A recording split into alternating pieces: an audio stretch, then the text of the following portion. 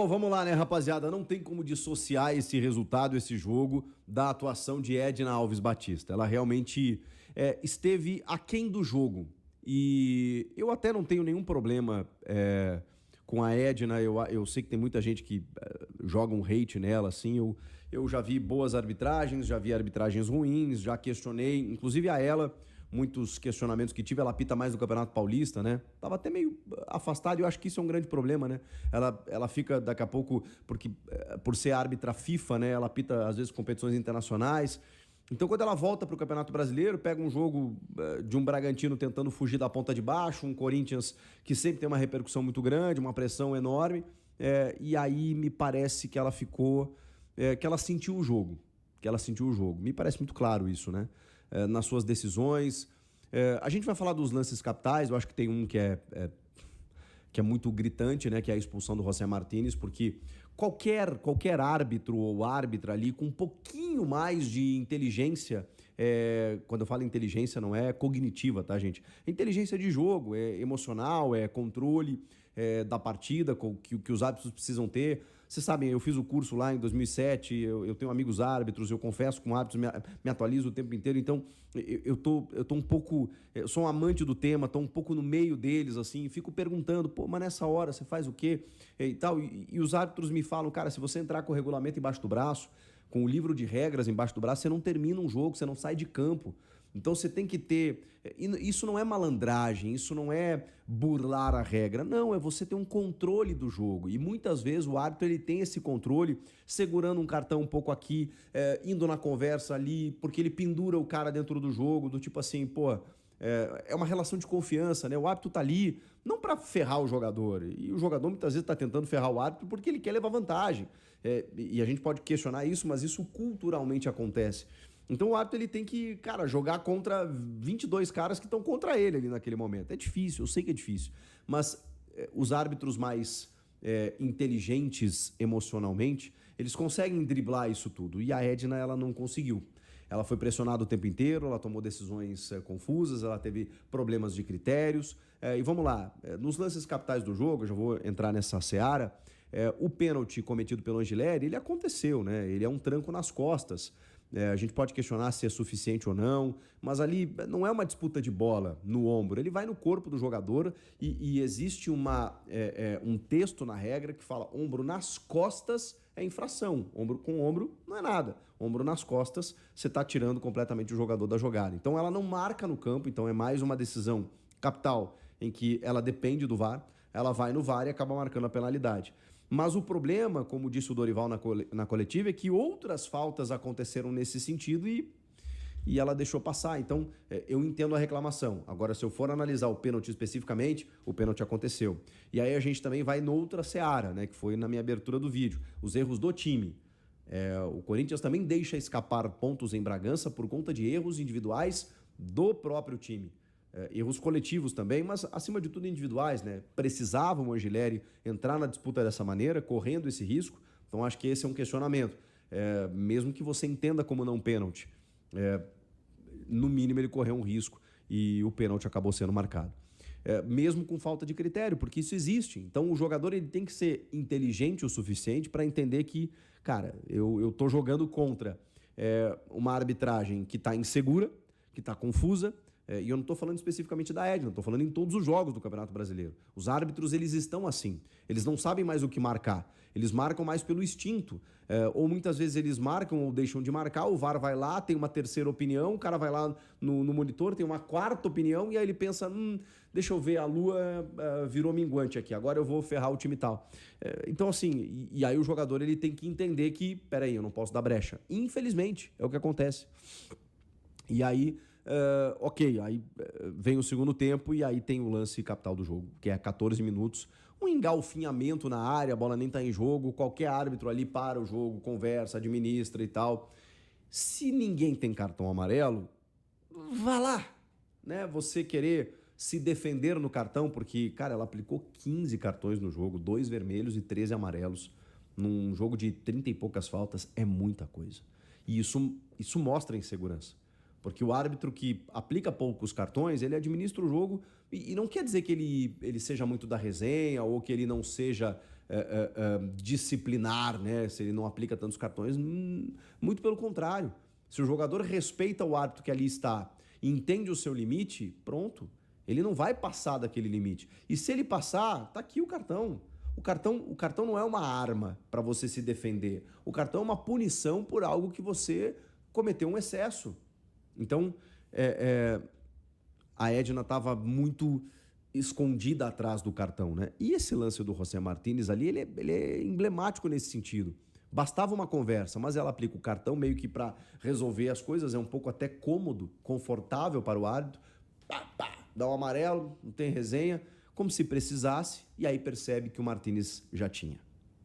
E aí ela é obrigada, por conta de um erro de avaliação, por um erro na condução do jogo, a deixar o Corinthians com um jogador a menos, com 15 minutos do segundo tempo. E isso, obviamente, interfere no jogo. Eu não sei se interfere diretamente no placar, mas interfere no jogo. Até porque o Corinthians conseguiu empatar o jogo com um jogador a menos, numa belíssima jogada do Memphis Depay, em que o Cleiton dá rebote, o Cleiton, aliás, acho péssimo, né? Dá o rebote, o Yuri não tem nada a ver com isso e faz o gol. O que seria o melhor dos mundos, ali 20 e poucos minutos do segundo tempo. Beleza, o Corinthians empatando fora de casa, com um jogador a menos, pelas circunstâncias, vindo de 3 vitórias seguidas, não estava ruim. Só que aí acontecem outras coisas no jogo, né? Porque aí tem um cartão amarelo para o André Carrilho, que também vai lá e dá um bico na bola. Então, assim, tem o excesso da arbitragem, que estava distribuindo cartões a esmo e que estava insegura visivelmente no jogo, mas tem também os jogadores, né, com uma dificuldade de concatenar e ler o jogo, né? Do tipo assim, cara, eu não vou dar brecha nessa partida aqui. Aí tudo bem, aí tem o lance do André Carrilho, aí tem um vacilo defensivo absurdo no último minuto, em que o John coloca na cabeça do Isidro Pita, que chega pelas costas para cabecear livremente, né, e vencer o Felipe Longo. Então, assim, tem um erro defensivo do time aí também, e uma vitória conquistada pelo Bragantino. E aí, no final do jogo, tem a expulsão do Charles, que também é uma coisa que eu tô tentando entender até agora. Porque, assim, se a gente fosse considerar a agressão, é um lance muito rápido, meio distante, ele joga o braço e tal. Tá, só que primeiro ela dá um amarelo, e ela não vai no VAR para dar o vermelho. E depois ela dá um vermelho direto. Então, será que o Bandeira correndo por lá viu, e isso é possível, tá? Isso tá dentro da lei do jogo, se foi isso que aconteceu. O jogador tal não foi para amarelo, ele agrediu, então é lance para vermelho. Ok, ela vai lá e aplica o vermelho mesmo sem ver o lance. Confiando na sua equipe de arbitragem. O VAR não pode interferir dessa maneira, não pode ter uma comunicação que eles nem vão divulgar, imagino eu, no VAR dizendo assim, eu olhei aqui no monitor, é lance para vermelho, vai lá e expulsa. Não é um lance factual, cartão é sempre interpretativo. Então ela teria que ir ao monitor, ela não vai. Se ela não vai, é um lance decidido no campo. Se é decidido no campo, alguém falou para ela dentro do campo para ela mudar de posição.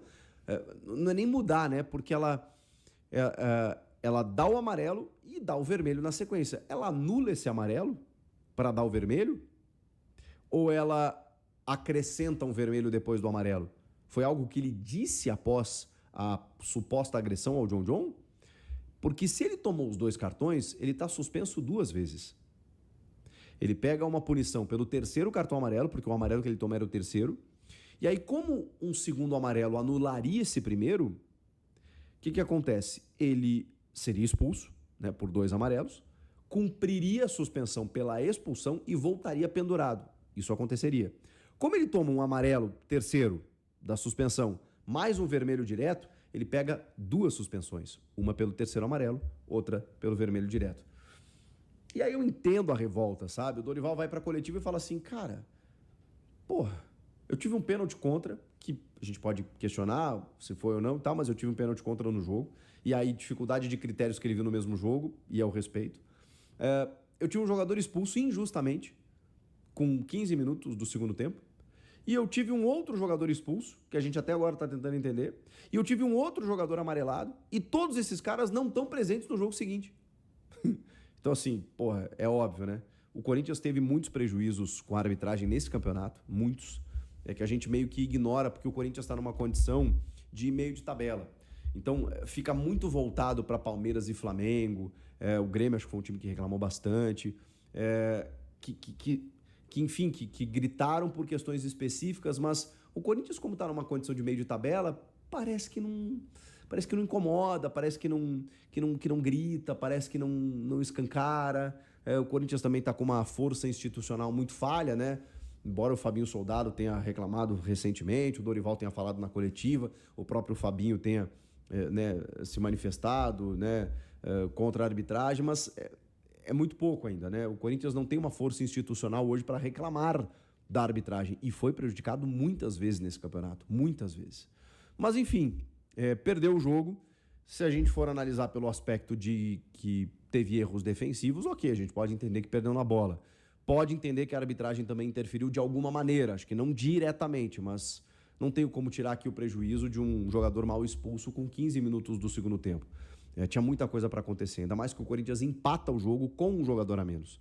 Então, não tem como a gente dizer que não interferiu. E o tempo inteiro, se a gente sair dos lances capitais, foi uma arbitragem assustada com o jogo, acho que esse é o termo.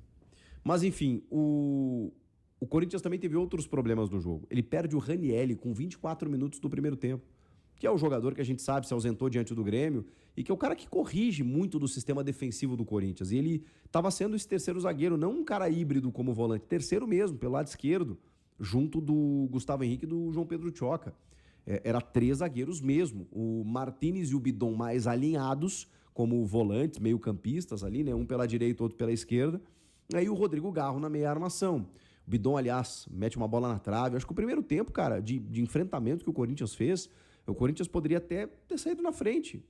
E não aconteceu. E aí vem o segundo tempo e você tem uma expulsão que compromete tudo.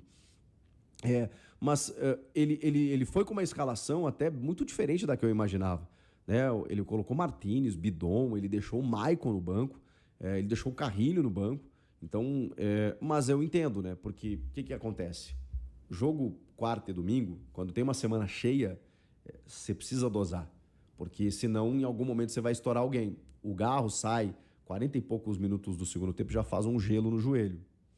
Então, eu entendo ele fazer essa movimentação. O Maicon estava tendo uma sequência muito grande. Aí o Ranieri volta, o Martínez volta, o Bidon volta. Os caras estavam descansados.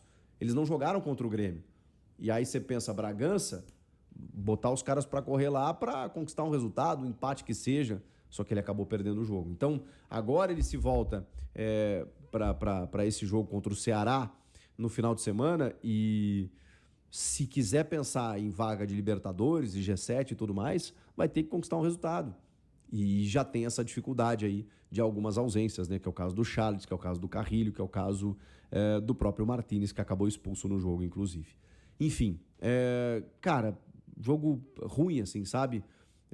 Acho que o Corinthians até criou algumas coisinhas no segundo tempo, o seu trio ofensivo, né, sempre participativo, mas um jogo que, né, teve uma interferência, teve um prejuízo e não tem como a gente tirar isso do contexto. Enfim, uma derrota que não estava nos planos, né? Eu olhei Corinthians e Bragantino nessa situação que tá, contratou o Wagner Mancini, o segundo jogo dele, eu falei, não, Corinthians vence esse jogo em Bragança, acho que é tranquilo de vencer. E estava até empatando, pelo menos, né, diante das circunstâncias, com um jogador a menos, e aí toma um gol também numa bobeada no último minuto que prejudica bastante. Enfim, o que vocês acharam do jogo? Vocês acham que a arbitragem, essa pergunta é importante, ela interferiu diretamente no jogo? Ou ela só foi ruim para o espetáculo, confusa, né? O Hugo Souza publicou aí na rede social que foi um absurdo o que a Edna fez com o Corinthians. Vocês acham que é para tanto? Ou enfim, né? Foi uma arbitragem ruim como um todo e, na verdade, o time acabou sofrendo bastante.